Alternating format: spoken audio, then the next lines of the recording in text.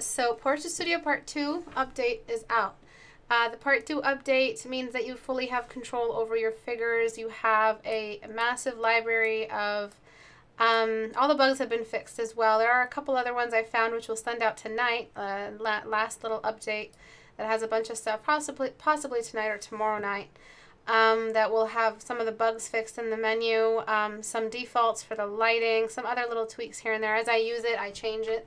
So if you have any kind of suggestions to make on the update, if you have anything that you want to request or any bugs you want to report, just go to istebrak.com and fill out one of the form submissions in the store, and you'll be able to get a hold of one of us. And every email that I get regarding Portrait Studio, I forward over to Abu, and he fixes it that second. So if you do find anything weird, I'm not sure if there are like regional bugs or bugs for people who are on Mac who are using Wine in order to run Portrait Studio. All kinds of bugs unique to every single computer are possible. So if you do have anything, just report it really quickly. Most of the time it's something that we can fix like right away. It's usually never something really big. It's just that everyone has a different graphics card and everyone has a different kind of computer, and some people are trying, to run it on a Mac. Which is possible to run it on a Mac using the program Wine. It means you can run Windows software on a Mac, but you run it inside a closed little software, I guess, instance or engine or something like that. So again, please make sure that you are reporting anything you find. I don't like to find them later on when we update, so this next kind of patch that's coming up is going to iron out all kinds of bugs that we find. And if you find any, let us know as soon as possible, because if we find some after we send out this patch, again, we're going to have to send out another one, and that's really taxing. So if you guys can, just find anything you find, send it over to me. So some of the stuff that's going to be corrected for the coming patch. The neck slider, I understand if anyone has issues with the neck movement of the female. So this neck movement is really good, but as soon as you rotate, there's a tiny little problem that I don't like. So we're going to be throwing these back. If we find a way to fix this, we're going to be throwing these back onto, instead of using this, we're going to be using them as sliders. There's going to be a hand model coming up. The hand model is not going to be a realistic hand. It's going to be realistic in some respects, but it's not going to be the kind of hand model that is so realistic the fingers look like sausages. It's going to be a very Asaro head type, low poly type hand model. It's going to be a very geometric, low poly kind of hand model where the fingers are more rectangular. The knuckles are all going to be realistic. It's going to be fully posable hand. So that's even more reference generation power for you guys, and I want to make sure that we have a posable hand as soon as possible. Again, it was the same problem we faced when we designed the mannequins. We can't have a complete layer of skin and have it posable and not worry about weird distortion. So what I did was I thought of a different way to move them without losing the function, and that's just to give it plates, weird little kind of like plates kind of just layered on top of each other so they can move as much, like an action figure. So you can move the hand in all kinds of ways and not worry about skin folding or weird bugs or stuff like that. And I think that's the best way. It's going to look a lot like a Bern Hogarth model. I don't know if you guys know, but I recommend him all the time. He's the one I studied that got me into the cube, and I'm just pretty much following his model, his mission statement kind of with his work. And the hand model is going to be very similar to that. The preview camera from Portrait Studio version 2 is going to be back down here. This preview camera is excellent for you not having to rotate the face. Whenever you adjust the nose, you already have a second preview of a different angle of the face. So as you adjust this face, you see the result here instead of constantly having to rotate. The Portrait Studio logo, loading screen, patcher, all of that is going to be changed. There's going to be a UI change, but that's in the near future. There's going to be save prompts. They're going to get rid of some of that weird blue dragging selection box, that blue box that you guys might have noticed. Don't worry about that. I'm going to get rid of that. Other weird little slider hiccups here and there. And then the most important one that's been the biggest problem. So after this update, Abu minimized pretty much all the lighting power to a very, very default minimum of the lighting. So that means a lot of your computers will be able to run it without crashing. Before, some of you had really bad graphics cards, really dated integrated graphics cards, and as soon as you turned on Portrait Studio, your computer would crash or it just wouldn't run. That's because your graphics component or whatever it is gives up before Portrait Studio is even open, because it's just too much power. Now when you load it, hopefully it'll just load up right away. There's no bounce light, there's no volumetric lighting enabled. I wish you guys could see it, but remember, you are limited to your computer's performance. Portrait Studio isn't going to automatically go in and fix your graphics card for you so you can run Portrait Studio. We don't, nothing's like that. Games don't just you know, you fix your computer for the game. We can't fix the Portrait Studio program for your computer and change it so that you guys can run it. You guys bought it because you feel like there's a use for it. If your computer is really, really old, I really recommend you start saving up. So stop paying $70, $80 for your iPhone X and don't go out buying an iPhone X. Save some money and get yourself a decent computer. That's really where the wealth of your workstation is, in your computer's power. So the last little change that we're going to have, which is related to all this, is performance profiles. So there will be a profile that's even lower than this one that you can keep. When you open Portrait Studio in the Patcher screen, you'll be able to choose a profile. You can choose the minimum profile for Portrait Studio so that you can run it without any kind of lag. At the end of the day, it's not a running game. We're running a lot of rendering and it's a lighting engine, so it's not meant for you to be in there fiddling around with it and not taking screenshots. You're moving Portrait Studio around, you're shifting everything so you can take screenshots and get back to your painting. It's not a game. There's nothing else going on other than Portrait Studio. So it's okay if it lags as long as you get your picture. If it lags so much you can't get your little picture, you click on this little picture here. Whoops.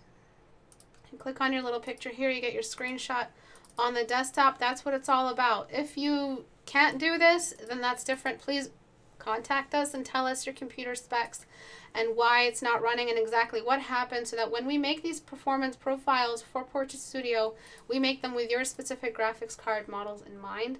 And that way we can make sure that if you have a copy, it will run for you. For those who really are just running on a potato, on a laptop potato that costed $250 off eBay that your grandma used to run her Etsy knitting site, and that's all it's capable of, just opening Chrome and not even that. Don't worry. Uninstall it. Don't run it again in fear that it might make your computer crash. If you ever update again, your download file is safe with us, and we will give it to you whenever you have another computer available to run this. Honestly, we have a computer that is 6 years old that I bought before. In 2013, I bought it. Or not even that. No, Abu's is, yeah, I think it's like 20. I don't know, it's just like a 5-6 year old computer. I really don't remember when I bought it, 2012 or 2013. But it runs Portrait Studio just fine. It ran the previous Portrait Studio that was really good with a tiny hiccup. So I don't know if that computer, which I bought off Best Buy for $650 or $500 back in 2012, and it runs Portrait Studio now really well or well enough, then it just must be that you guys are trying to run it on a Cintiq Companion. The Cintiq Companion is not a computer, you guys. They don't have graphics cards capable of running anything other than Photoshop, and hardly that. Please don't run Portrait Studio on a Cintiq Companion. This is an engine. This is like a 3D modeling program. Don't run it on a Cintiq Companion. And if you have a laptop, hopefully the answer to your problem will be the performance profiles coming up. So I don't think it's a matter of age when it comes to the computer and why you guys are having issues. I think it's just a matter of the type of graphics card you have and what kind of drivers you have for your graphics cards and whether or not you're even running it on the right device. We will be coming out with an Android version, a portable version, hopefully, that you will be able to have in your Cintiq Companion if that's even possible. I'm not sure how that software works.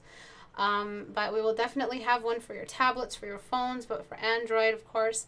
And we prioritize Android release over Apple release. We're never going to prioritize Apple ahead of Android. We're not really Apple users, and Apple gave us a really hard time when we were trying to release for that when we first brought Portia Studio out. They make all kinds of obstacles for you to jump through when you're a developer. They're not really developer friendly, and they're kind of like this just weird cult. So we will be hopefully coming out with one, but definitely Android is rushed ahead of Apple, or anything to do with Apple, but it's coming, I promise. Until then, there are other software that you can use to run Windows software on your Mac, and that's all I'm going to say about that, because I think that might not be fully 100% legal. That's it. So this is a little developer update for you guys. That's what's coming up. If you have any other bugs, report them so that we can just get this perfected for you guys, and have everyone kind of just run their Portia Studio smoothly and get into their paintings. So, sorry about the constant announcements. I think that's it. Let's move on to our painting. So I'm going to use Portia Studio today to get you guys into kind of getting used to the user interface and kind of figuring out how to use some of its features. One of the most important features that is my favorite of Portia Studio is the posable mannequin. And I've already started to pose one here.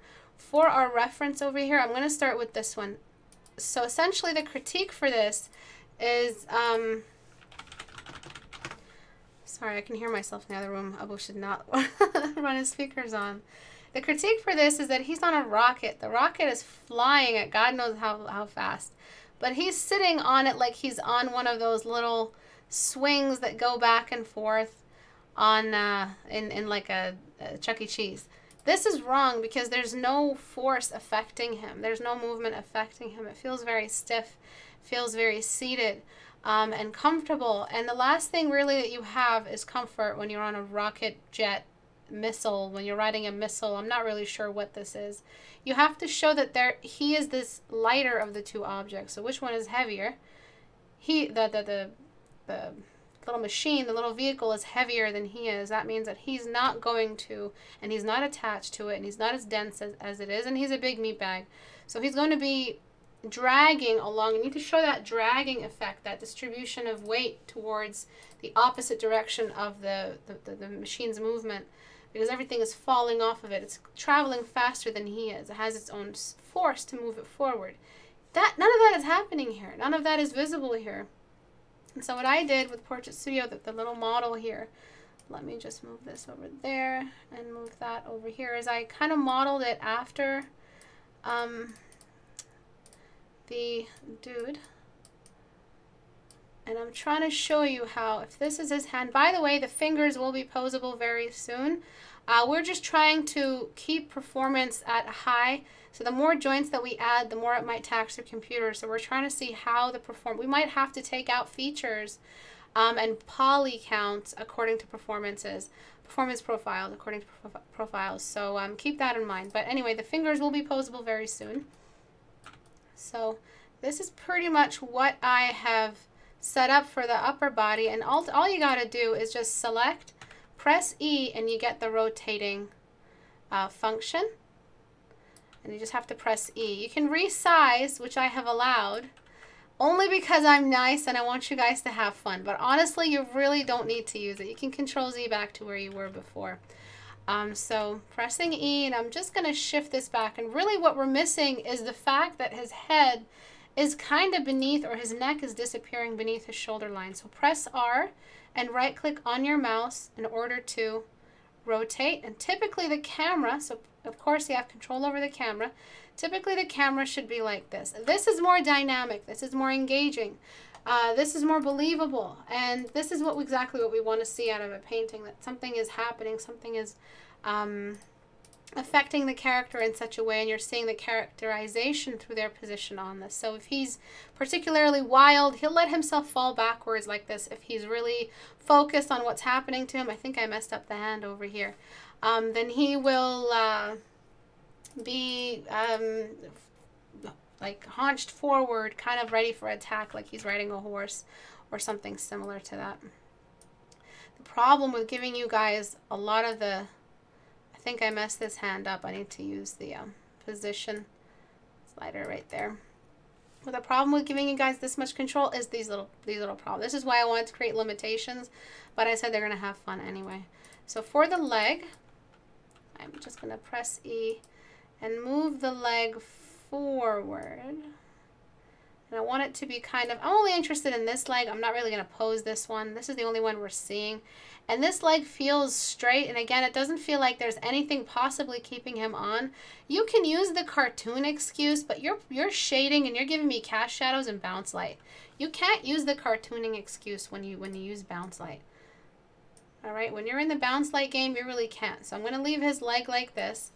This arm, I'm not so comfortable with it. I'm going to just shift it more towards the camera.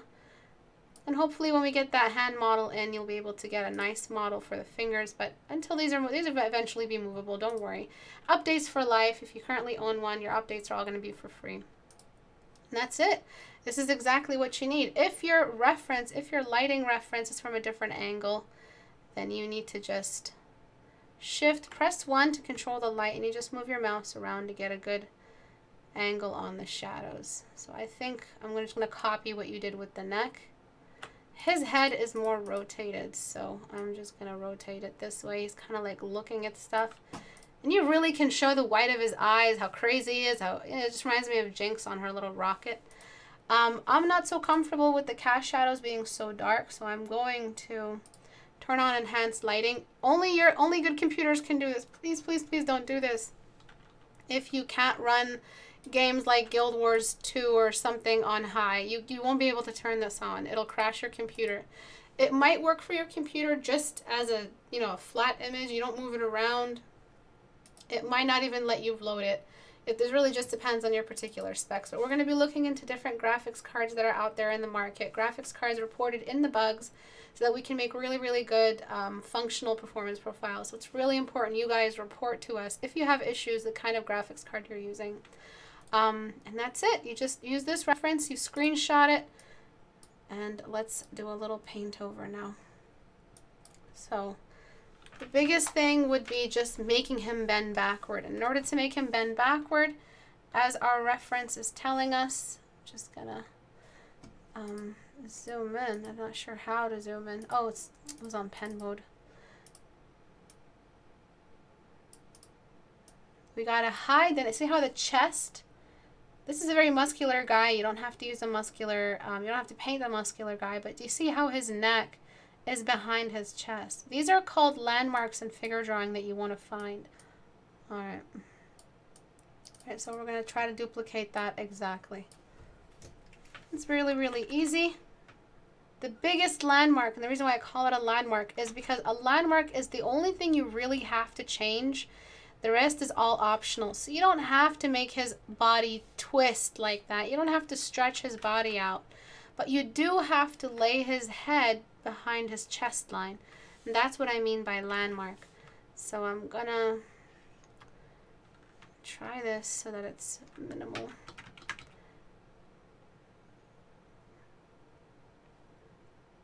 Alright, and there's the slight stretching of the neck, so I'm just gonna do that. And already he really feels like he's being pulled backward. Another thing I'm gonna follow up with is, first of all, his neck is way too thick for a kid. Then I'm going to go into liquify and try to get the C shape. This is another landmark. So at the end of the day, you realize that landmarks are what you sketch when you are drawing the gesture line stage. So write this back to me. A landmark is what you capture with the gesture lines. Okay? And a landmark is what will help you map out the rest of the feature. So when you find the position of the neck and the T-line and the fact that the cylinder of the neck is behind the chest line, you have stacking. That helps you identify the fact that we're in perspective. So that's going to remind you that some things are going to be in front of other things. Another massive landmark that we find just by observing a basic figure is that C shape. The fact that his whole back is arched forward because the rocket moved forward and his back kind of bent backward. It's just what happens when you're on those fake little bull rides. Your back just arches back and forth, depending on the directional force of the object you're sitting on. Alright, so I'm doing that. Exactly, a landmark is what you capture with your gesture lines. That's what you capture first before anything. So I'm trying to really sneakily kind of just hide this, and then the neck, it's not copying it exactly because I'm restricted to the body type here, but the shoulder might even be hiding behind, or the neck might even be hiding behind the shoulder. So who said they have so many questions? If there are questions, just ask me at the end. And if I don't remember mods, please remind me. I know I'm a fiend and I don't remember Q&A time.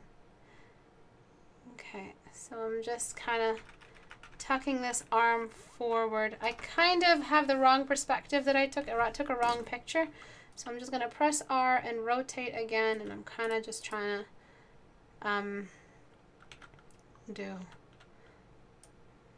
just moving that forward a little bit. Not so much stretching it, just moving the position forward. Okay. And that's kind of the exact same. So here it was more forward, here it's more backward. Take that picture, close that baby, and then go back. And that was the American dream behind developing Portrait Studio. The fact that you can go back, take the picture again, and not worry about going on Google or going on some kind of referencing website and trying to find the right reference to use. You can buy the figures online, but they're just so expensive. They're like $100 a piece. So we thought if people are paying for Portrait Studio, we might as well just include a posable figure in there anyway. All right, so already he's looking like he's exerting. It looks like an open gesture. Can anyone describe what an open gesture is? Do you see how relaxed his shoulder was before? Kind of like relaxing. And that's why I said he looked like he was sitting comfortably. There wasn't much of a gesture line over here. Next step would just be the placement of the thighs. So I'd have to zoom out for that. Okay, and the position of the thigh would just have to be moving this guy in front of the machine. I'm not sure how I'm going to pull this off. All right, so just like that, and then kind of like pinching the thigh just a little bit because it kind of looks a little chunky. All right, so this means that I'm going to have to paint away all this stuff, and then of course move the boot. The boot must be moved back toward the bent leg. Now look at how much more natural this looks. This looks like a really natural pose, more natural, I guess, not really natural. I still wouldn't give it a 10 out of 10, only because we're patching it up, and patching up, of course, isn't the ideal. But this is a really big, really ambitious setup you have here, and you really didn't have much going on with the gesture. It was just sitting down. And you let your kind of visual library control all of this. Another really crazy thing I would do in the gesture line stage is this crazy stuff right here. See what I just did? I really exaggerated the gesture, and this is the stuff you want to do with your gesture line stage first. You don't want to do it now because look at how much I have to fix. But you definitely want to try everything, experiment as much as you want in the gesture line stage. And that means when you just have nothing but lines. All right, I'm going to fix his mouth just a little bit. Give him a crazy smile. I really wouldn't be smiling selfie style if I was on a rocket traveling at 100 miles an hour or even faster. I would definitely be screaming. And that said, we will possibly include a open or close jaw function for the model, so you can actually figure out how to draw a face smiling, mouth open, figure out where the teeth are. The only problem with that is that it's a little funky having those teeth in there, so we're trying to iron out what it looks like when it's done. So I'm trying to figure this out for you as fast as possible. So it looks a little bit more believable. And honestly, you do not need the eyes. It's because that's what happens when you give a portrait artist the responsibility of an illustration. They focus on the portrait so much. They think it's all about the portrait, which is why we end up getting eyes. Even though he's got glasses on, you force the visibility of the eyes. We really don't need that. You just need some very, very general representation of what's going on with the face. The rest is the gesture. And that's exactly where you fell off. All right? So you really need to get yourself into practicing some figures. And for those who can't afford Portrait Studio but really want to practice their figures, I'm going to be compiling a figure sheet, like hundreds and hundreds of figures that we take a photo of, and you guys can just download those instead of having to buy it. So take a look. Before, he's just sitting down, peering over. Oh, is that my friend Luke? Oh, there he is. Oh, I was looking for him. Oh, it's like he's just trying to look over some people. And here he's just like, woo! He's so happy. So that's it. That was the point. That was the point of Portrait Studio. That was the point of this. Just so I can teach properly. Just so I can do it. And when I pitched this to Abu and to our modeler Faz, I said, I wish there was a way for me to just move stuff around, camera, light control, just so my demonstrations can be a little bit more cohesive. And here we are, 2 years later. Isn't this wonderful? Don't let your dreams be dreams. Okay, so I'm just going to let some of the hair here. Actually, my mistake. The hair is going to travel in which direction? In the direction that an object of low density travels when it's attached to an object of high density in motion. So the opposite direction of the force. That just means it trails behind. That's just a fancy way of saying it trails behind. So the force is moving forward, the hair is lagging behind. Of course, they're all moving in the same direction, but they're attached. All right, so we've got before. Oh, is that my friend Lucas? Oh, I was looking for him.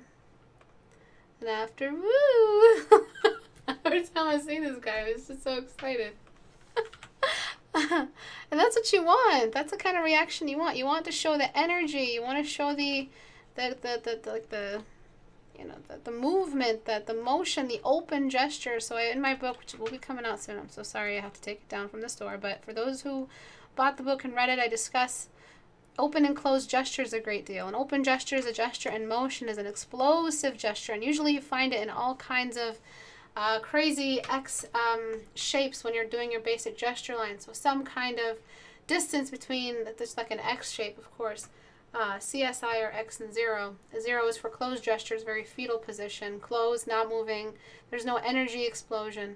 You had more of a closed gesture, he was kind of tucked in, and here he's a little bit more excited because his back is in motion. When the back is in motion, when the back is in a jumping stage, when the back is leaning forward or in some kind of lunge forward, you'll notice your back always arches forward. And that's why they say ab strength is really good to have, because almost all major motions require your abs, because it's directly in relation to the fact that your back is constantly arching forward and back. And that's what gave us our believable gesture. It felt explosive because the back was bent forward. And again, this was one of the major landmarks. Landmark number 1, head is beneath, or neckline or whatever is beneath the chest line. So that would be the chin. The chin is kind of tucked away, and then the arc. And that's pretty much what we would do to make sure that we have a believable gesture. Find your landmarks, and that's exactly what you duplicate in the first stage of your gesture drawing. So that's that. Other than that, I think you might benefit from some desaturation in the background, though it's already very desaturated. It's not so much the saturation, actually, it's just the brightness. I think you need more brightness along this guy here. So just gonna raise the brightness here, bring the attention back towards him. You definitely need some bounce light here for his rocket. You need some of the universal yellow of the light source on the reflective material of the rocket.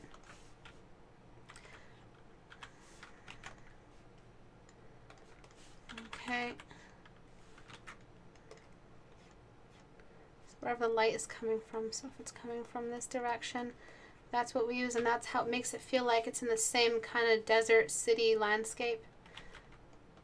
That's the exact same color I use on his lens and on the shine of the frame. It's really low opacity, but that's what I'm using here. And that's that. Bent legs, back arched backward, head is tucked in beneath the chest line. Not so much as this dude, also because he has like massive chest. But yeah, that's it. I'll do one more before and after, and then I'll take some questions. To ask questions, please wait until the demonstration is done, and then just say at Istebrak so I can find your comment. So before, after. A lot of the questions that you might have in your painting process, a lot of the obstacles that you face are always rooted in your gesture line stage. A lot of the mistakes I find when I'm painting, and I ask the student, hey, how long did you take planning this? They'll say they had like this really quick sketch, no thumbnails and no practice, no stretching involved with the gestures. So yeah, it always has to do with the fact that you have weak gesture planning. The left arm looks broken. I'm not going to get into joints and what's aligned with what. This is as far as I need, just the C shape here and the bend of the leg around the thing. I can go on for hours. Find landmarks first in the gesture drawing. Got it. So any questions at all? Yeah, it does look like the elbow is locked. This arm, I'm not sure what you're doing, but really you have an opportunity here to make the gesture even more open by just like flinging that arm around like it's made of noodles. Just like that. So he might be saying yeehaw, and he kind of has like something that he stole from the dude chasing after him. So there's like another dude here with another rocket, and he's kind of like, motherfucker, come back here with my stuff. And this could be the guy who's haunched forward, kind of like holding on to his little machine. And he's got his legs kind of like a jockey. Is that what they're called? On a horse. And he's got his little I don't know what this is called, the exhaust distortion, air distortion, whatever. And he could be just chasing after him. And he's like, hey dude, I've got your, I don't know. I've got your, I want to say something, but this is going to be bad. He's like, I got your cell phone or whatever. So you can erase this and make it look a little bit more interesting. If that other arm over here looks dead, and look at what you just did to the gesture. You opened it, an open gesture. There's a distance, there's breathing room between the head, the arms and the head and the spine and the rest of the torso, and the arms, and then space between, this is why I call it necks, between the legs and the each other, the space between the legs.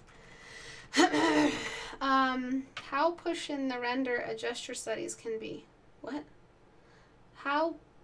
I'm so sorry, you're gonna have to try to, if anyone can speak this student's language, try to write it in your language. Maybe someone will be able to translate it. Try to write it in your language, Camille. I think you're French, right? Chrétien? Yeehaw!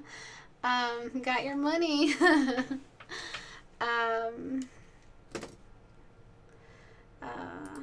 Okay, so what's an open gesture? An open gesture is a gesture in motion, explosive energy, jumping, killing, jumping forward, jumping again, doing something else. This just has to do with an explosive energy that requires some kind of prance forward, like a lunge or a kick or a punch, or running is an open gesture. Any kind of dance motion that's requires energy is an open gesture, because in order for the body to perform that gesture, it kind of throws its limbs everywhere. You can't really jump with your arms and legs kind of stuck together, which is more closed. So that's the essence of capturing a gesture in motion, being able to create the distinction that it is, it requires a distance between the limbs. And that's really what I mean by open gesture. Don't worry, all this will be back soon with the rewrite of my book. The rocket is to C-shape. That's because of my liquefy and my transform. You can change it to whatever it's supposed to be. There's no gesture motion on a rocket or any kind of vehicle unless you're drawing in the old Disney cartoon style, which had gesture lines. Nowadays, you really don't move that stuff. But you can do the crazy fisheye lens on anything. I mean, look at how distorted the horizon line is. You can make this rocket, even though it's perfectly spherical, dense, cylindrical rocket, whatever, you can give it a C shape just to have fun. Yes, sorry. Can we shade a gesture study like adding muscle and so on? Of course you can, Camille. Yes, absolutely. So the first line would be the head, placement of the head, shoulder line.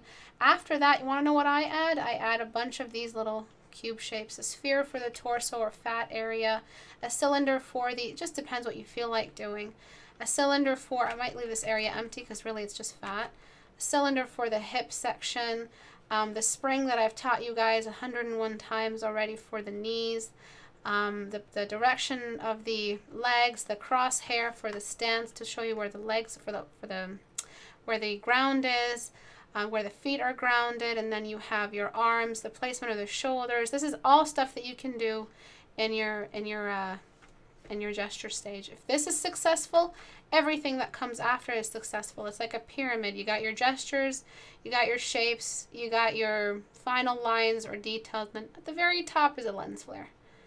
All right, that's but a lens flare is just sparkles on a turd if this is not stabilized on some kind of believable, movable gesture, a functional gesture, sorry. Okay, I think in animation we refer to this as the line of action, but I'm not sure. Yeah, definitely. Thank you, Isaiah. Is there any process you might go through when you want to represent an emotion within the painting? I am not good with symbolism and I don't want to be too on the nose. So an emotion, so excitement, madness. What you want to do when you're saying the word emotion, that's all in the face. So madness in the face is by showing the white in the eyes, not drawing sleepy eyes. So showing that there's white above the eye. This looks more shocked than this does. Right? This looks more shocked. So this is what the kind of stuff you want to think about. So if there is a sadness emotion, then you of course want to show everyone as sleepy. Use closed gestures. Use generally muted colors. If you want to show madness and excitement, use distortion, blur, motion blur, explosive saturation, a very mobilized, I guess, composition. Everything just is in motion. There's not one thing that's just seated. Show that there's stuff flying in the air, nothing is controlled. You really can do that with the subtleties. So it's not one thing that I can tell you to use, Sam, that gives you an emotion. There's hundreds of emotions that you can represent in a painting. And don't be too afraid to be on the nose, because Sam, sometimes you got to be on the nose for it to read.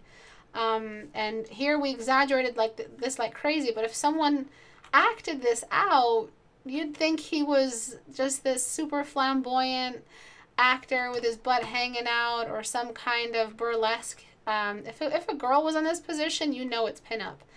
Just add some titties and it looks like pinup. Do not quote that. I swear to God, if I see that quoted with 2017 font.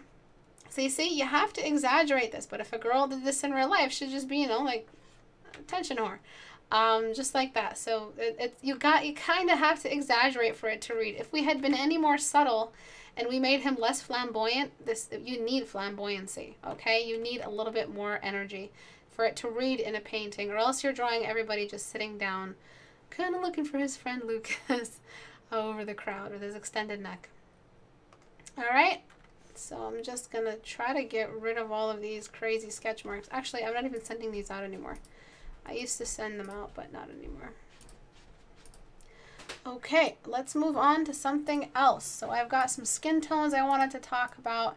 I had this, which I'm really not sure what is happening.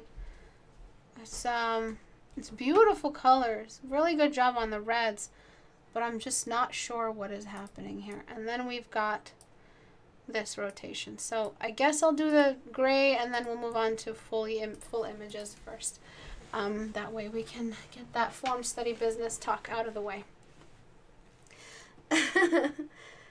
with gestures, are diagonal lines best for showing motion? Diagonal, C shape, anything, Titan, anything that you read, anything that pops out to you. Between two artists, two completely different gestures can be seen, but the energy is the same. As long as you find a way to capture the energy, you really have nothing to worry about if using the wrong lines or whatnot. But don't go for straight lines. Try to use something a little bit more bent. C shapes, spherical shapes, S shapes, those are really interesting. That's why we say C, S, or I are really great for the kind of gesture lines to use. They look like letters, that's why we call them C, S, or I. So more exaggerated is easier to read. In fact, you can go even further than that and say exaggerated is the only kind of read that you can get. Okay, what was Nika saying? Okay, let's move on to something else. And this way, I'm going to try to use the neck rig that we do have. I don't like it. I don't like the neck rig that we have right now. But let me fix the lighting so it's a little bit more friendly. You just press 1 to move. We will be coming out with a manual, I promise. As soon as everything is ironed out and we've fixed everything, and we've identified all possible bugs anyone could experience in their computers, we'll go into kind of perfecting every single component of Portrait Studio piece by piece. Right now we're working pretty quickly to make sure everyone has what they need. So right here, press E, you get the rotator. I am going to just rotate the camera. But I am going to, instead of having to rotate the camera, I want to rotate the head instead. So take a look at this distant area right here. The width is pretty much this, the length is pretty much the same. It's just the width that's going to start disappearing. And I want to show you something. Right here is where this width is going to start disappearing. So the far side of every cube, even in a sphere there is a cube, write that back to me. That means on the far side, that's what's going to start disappearing first. Here you definitely have that far side gone for the eye, but look at how much space is left over. This is a lot of space you've still revealed to us. Take a look at this space when we have a, sorry, one second.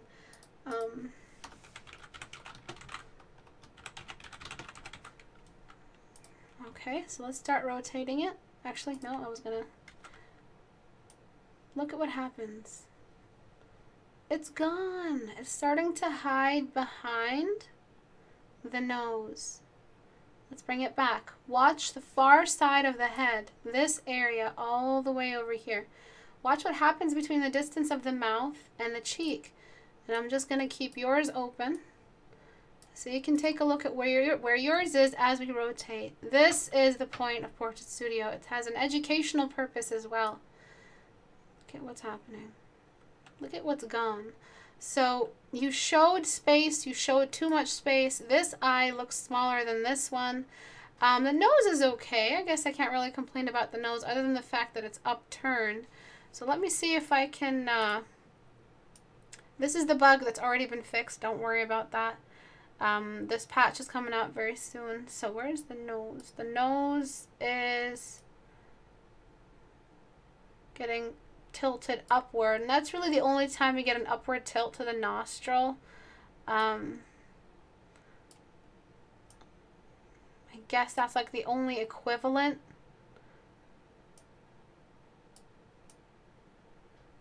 So I'm just gonna indent that. Soon you're gonna get a little screen here to show you what you're doing instead of you having to rotate. This is really the only equivalent to the nose you drew. So, you know, without it looking like, I mean, there are actors that I can discuss right now and bring up their images that have an upturned little piggy nose like that. At the slightest little change and you already notice a difference. And if we reset, it just goes back to its basic forward position. So what you did here, the equivalent of this in a model is what I'm trying to say is too much of an exaggeration. So you have upturned nose, which I'll deal with after, but and too much visibility right here on the temple. You need to get rid of that. It's a 3/4 view. 3/4 view, the signature of 3/4 view is that one side is disappearing. Write that back to me. Okay. Then there's the problem with the eyes. The eyes are not the same, they don't seem symmetrical. They're not the same size relatively if it were to be rotated back forward. Right, so see that? Way too much visibility. And that's the biggest problem with 3/4 view.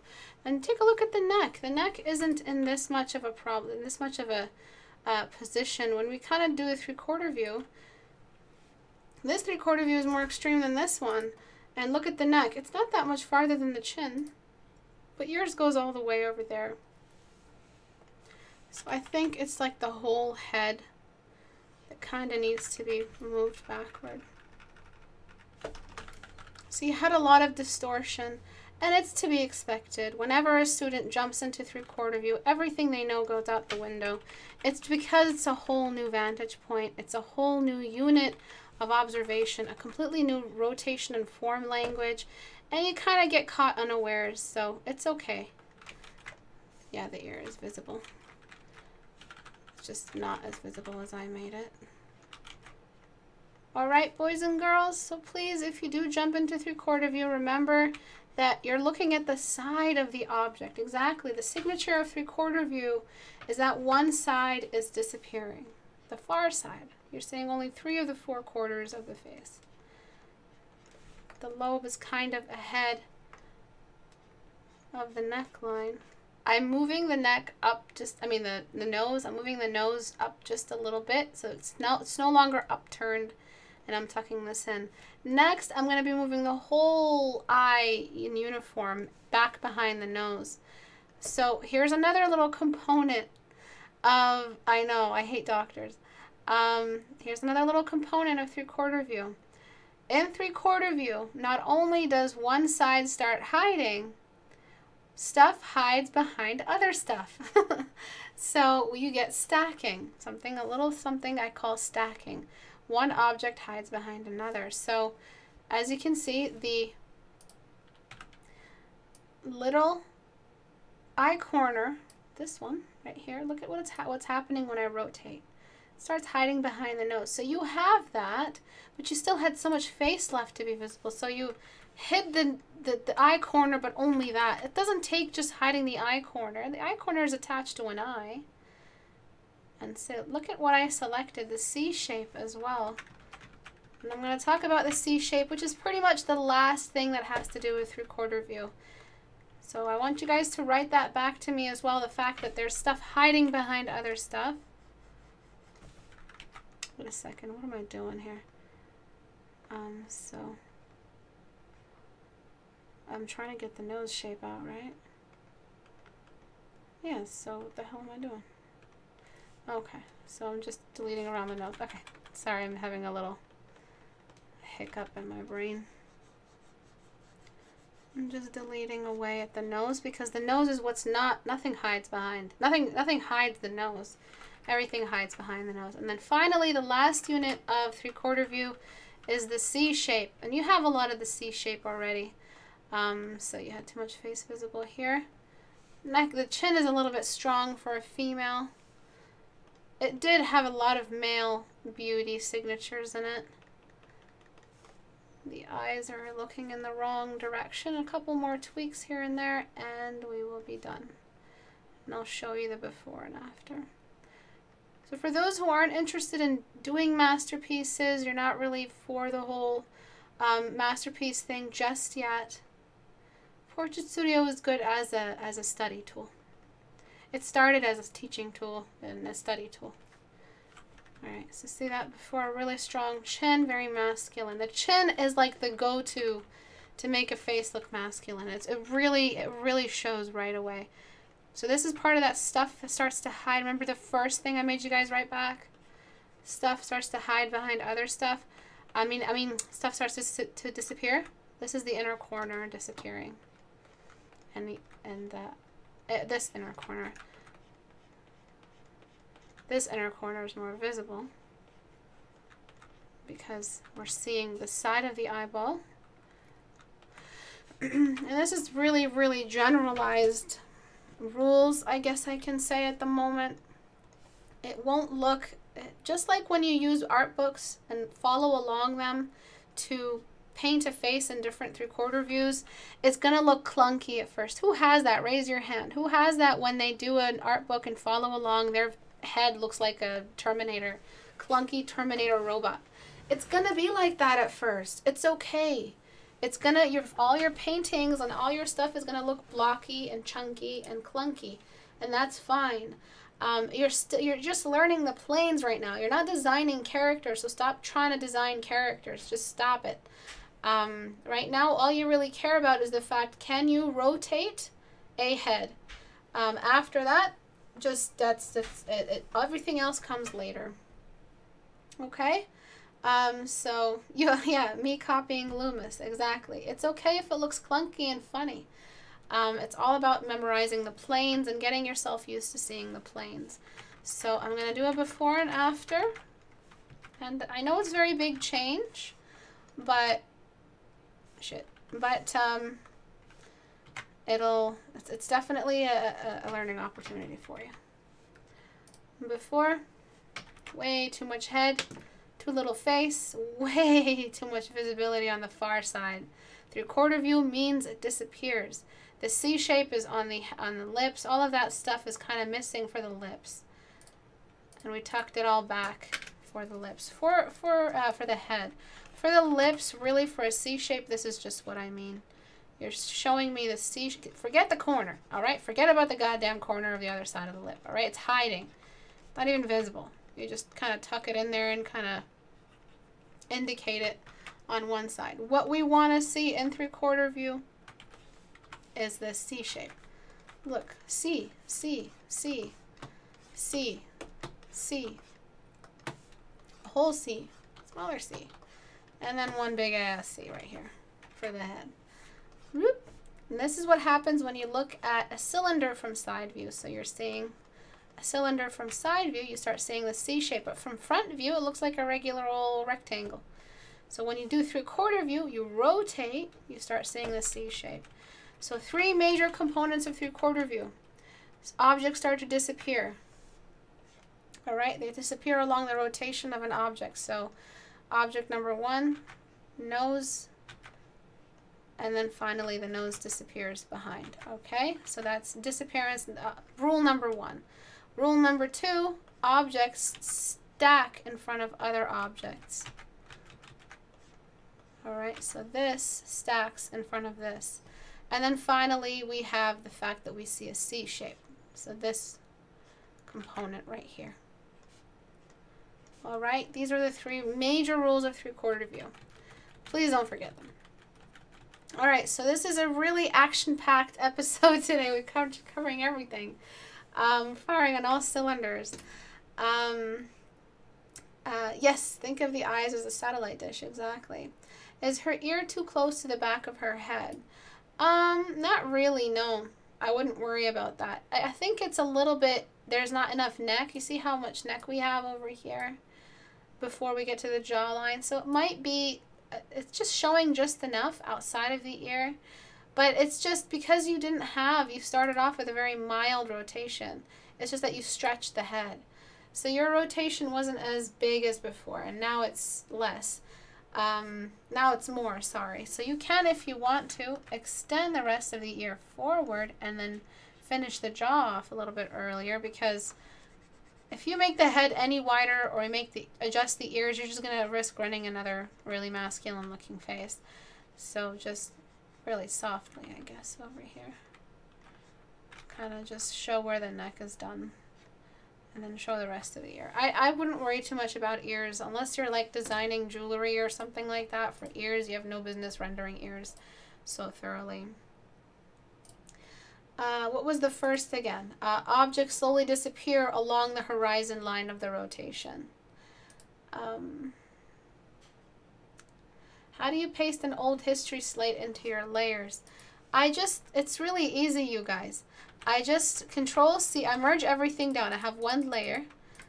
I merge everything, so I Control-Alt, Control-C, go back to my history, all the way, press on the first history image, just this first line right here, the first one, and then Control V, and now I have the before and the after, which is what I worked on.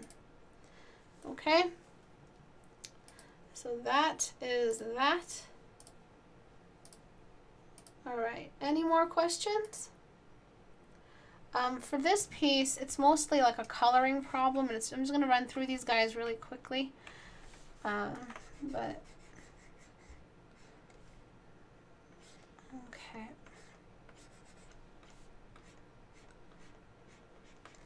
It's just as simple as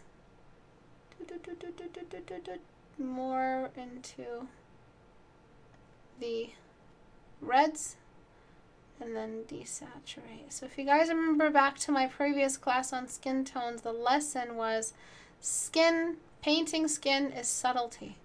It's all about subtlety.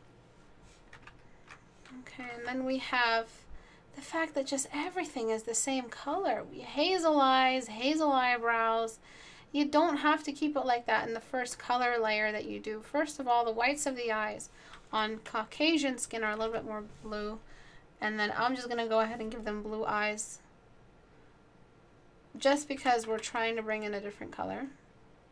Next, the hair color of the eyebrows should be more gray. Hair is more gray. Doesn't have an undercoating layer of blood. So I'm just, if she's blonde, she'll have more grayness to her hair than a kind of like orangeness, and I'm going to leave it like that. I might darken it just a bit more. Then you've got the redness around the eyes, which you made. It just looked like a really bad tan job. Then I'm going to move down all the way into the pinks. She's so pale that the pinks of the blood come through. I'm going to start with the waterline. Move into the lower eyelid. Throw that pink. Then upper eyelid. Just very natural pink. Move into the nose. I'm going to leave the cheeks sun-kissed, but I'm going to let the lips be a little bit more pink. Then get some pure white. Use it on the white of the eyes, just to gray them out just a touch. And then I'm going to just get like a brownish color over here and use it on the eyebrows. This is all very, very washed out. Colors are very, background is way too dark considering we have this much visibility. The placement of your shadows are also all in the wrong spaces. Then we're going to go into the skin tone and slide up into yellows. We moved so far into the reds, now our yellows will actually have a role. There was just way too much yellow before. And I'm going to be on normal layer. Yes, normal layer. And then I'm going to just slowly climb up all of these values over here. Up into the white. This white is sourced from the sunlight. Sunlight has white in it. Yellow whites. I'll throw that over here. Your value sharing. Big no-no. Tom, where's the belt? Come up to the front of the class, please.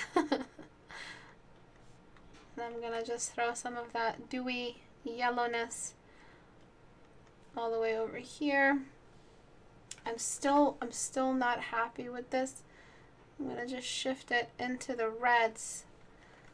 Copy this, go back to before I shifted it into the reds, and just erase away where I don't want so much red. So I already did a lot of the red around the eyes. I'm going to take care of the forehead. Under eye gets a bit green. The nose I'll leave a little bit red. These are just some really slight changes that I've made so far. Nothing really massive. And they're already doing so much for the skin, which looked like that. So this was like a very particular color that you had. And everything, it was just like a golden character. It looked like, you know, one of the characters from that show where everybody's really dressed up. What's it called? And there's like a fire girl with a fire dress. You know what I'm talking about. They just wear all kinds of crazy makeup. So it seems like it's a very deliberate eyeshadow color, very deliberate eyebrow tint. And here we're kind of working from some more realistic values. I did overlight in the background, but I've got to make the values match somehow. As for values, the lips are just too much darkness around here. It's starting to read as pigmentation. The nose values are a little bit wrong. You kind of have an outline for the nostrils instead of trying to create the distinction between the cheek and the nostril using a value. So this value right here can travel all the way toward the nostril, and instead you outline the nostril with a light value instead of actually outlining the nostril. So it's kind of like backwards way of just showing where the nostril is. Your lower eyelid and your upper eyelid were a bit kind of faint. They do stick out, they do capture a lot of light, and unless she has really strong brow bones, she wouldn't have that kind of an intense shadow. Her eyes are not that hooded. They're hooded, but not that hooded. The value for the waterline is too dark. You need to be a little bit lighter for that. So good job to you for trying to move into color, but your day one is very, very challenged. You have a lot to change coming up. So I'm just gonna adjust this over here. Does anyone have any questions regarding color, skin color? I wish we were in a real classroom. Me too. Me too. Alright, I'm gonna grab some of this white and just place it over here. Place some of that around the around the brow bone. And you see this eyebrow, how it just travels down like a really bad eyebrow plucking job? I am just gonna let those eyebrows end early. Well, I don't know why you let the eyebrows droop so low. And just because you see this in a reference or you see someone do this with your eyebrows does not mean that it's a good reference point for beauty standards. Girls, stop plucking your eyebrows like this. Okay? Swear to God, when I worked in beauty, all I found was just these really bad. I would always have to paint eyebrows back in, and it was never that I had to pluck more for the customer. It was that I had to paint them back in. Leave your eyebrows alone. And don't overdraw them like to droop like that. That's a very uniquely old person thing. Old lady using a lot of makeup. That's the trope we're working with, like a Cruella de Vil over plucking her eyebrows. She looked too angry. So before, and I don't think it was eyebrows. Look, I think it's just the outline of the nose. You sinned in all the right ways. You sinned with the value sharing, outlining the nose, and practically outlining the lips with the white. You sinned in every way. Let's get to the front of the class. Tommy? Alright, then I'm just gonna try to, make sense of all of this by bringing in a pigmentation color here. I get one plucked sometimes. Please don't over pluck them. Leave them alone. The trend is natural eyebrow anyway. Girls, listen to mama. Alright, so I'm just throwing in a lash line over here, and then I'm thickening the eyebrows the closer I get in. This is going to make her look a lot less like an alien princess. A lot more natural. You see how I tapered the eyebrows in? And then finally, another sin, Tommy, add another 5 lashes, is outlining the eyebrow with light. The eyebrows are part of the temple, meaning the eyebrows end where the temple starts. The highlight of the eyebrow ends where the temple starts. Abu, are you like doing an exorcism over there? Is somebody like exorcising a demon in the other side of the house? I'm trying to teach. Alright, so this is too dark. These outsides are too dark, but it's definitely a step forward. Things are moving forward. And before,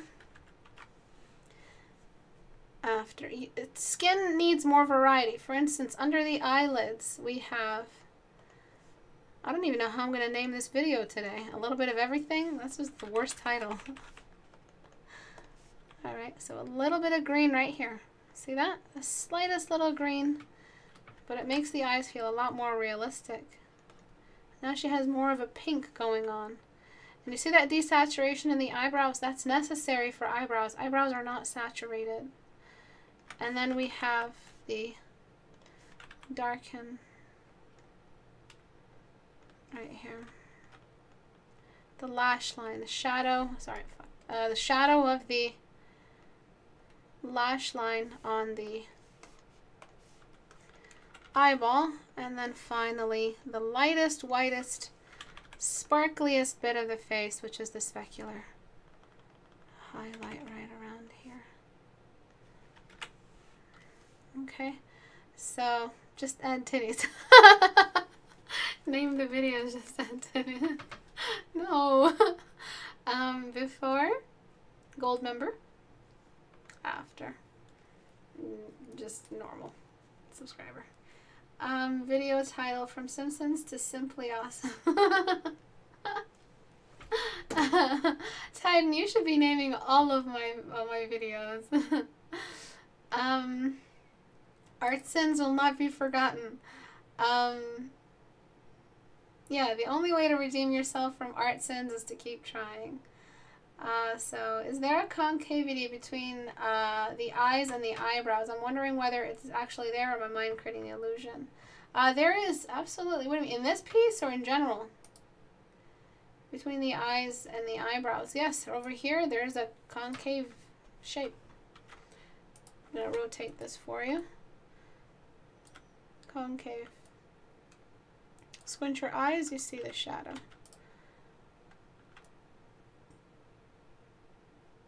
Okay.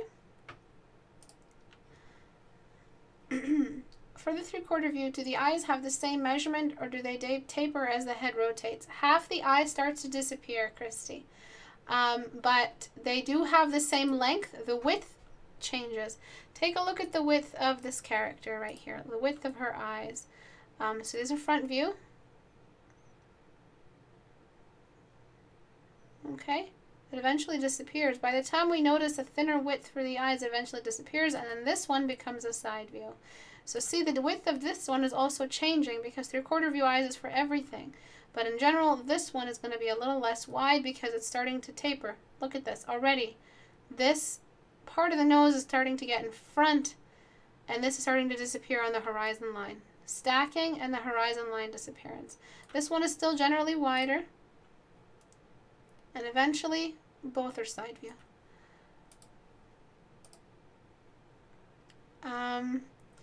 Any more questions? I think that's it. I do, now that I look at it, I do want to just adjust a little bit more into the yellows. And then, because I did that, I'll desaturate a little bit more. Skin is about what? What is it about, guys? What's that beautiful S word? For the blush, I don't want her to look like she's wearing bronzer. So I'm going to just get the color and desaturate around the shadowed areas. And then it's just, they're just too dark. If we were to, this is a bad way to desaturate, but see how dark the sides are? You need more bounce light, considering the background was this and the previous value. And then I'm just going to get that pink tone. Subtlety, excellent. Skin is about subtlety. I'm just going to get that pink tone and just throw it on the cheeks really gently.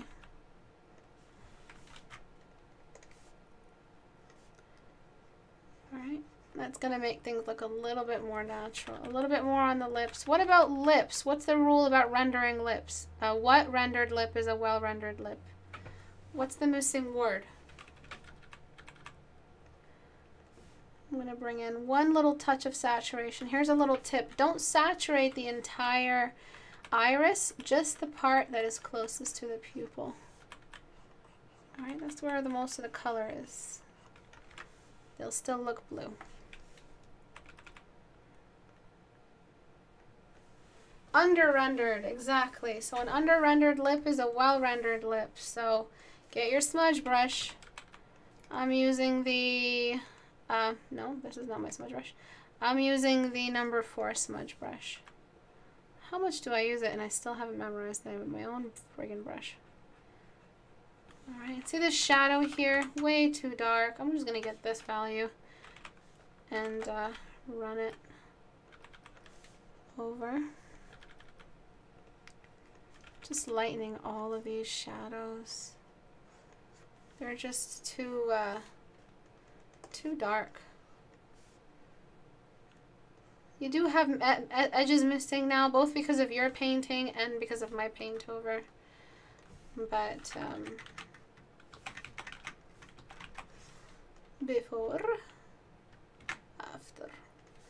Greens, but very subtle. Pinks are very subtle. Grays, very subtle. And lips a little bit under-rendered. And the light is kind of just sneaking on top of the lower lip as well.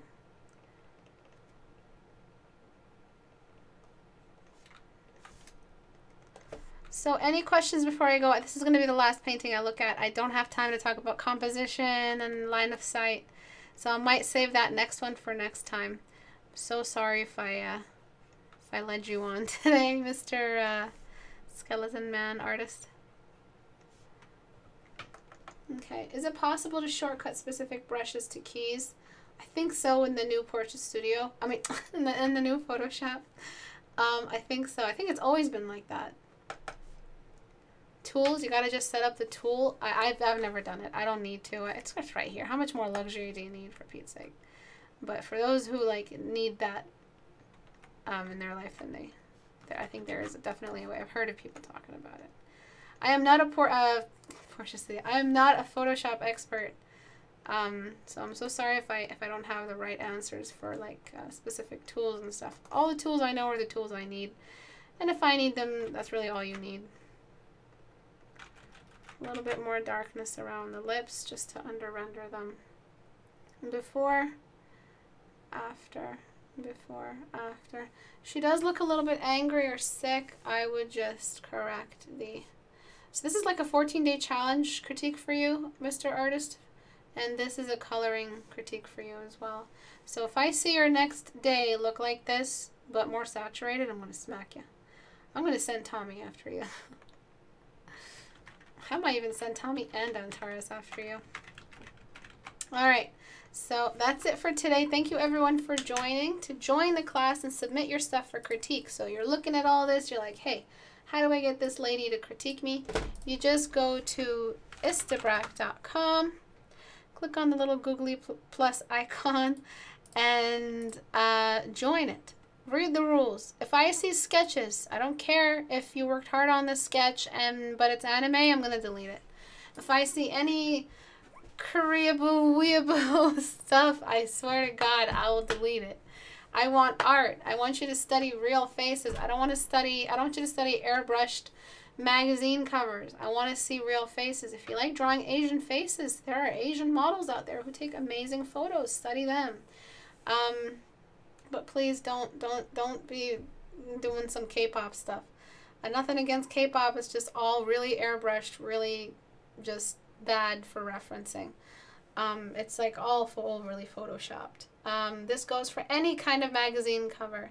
Unless it's like those really, really nice editorial where they actually keep cast shadows and they're not racist towards cast shadows. No single sketches. Please read the rules. If you don't know how to give critique or take critique, don't join. But if you want to improve and you want to see these kinds of before and afters in your work and life and skill and development, join.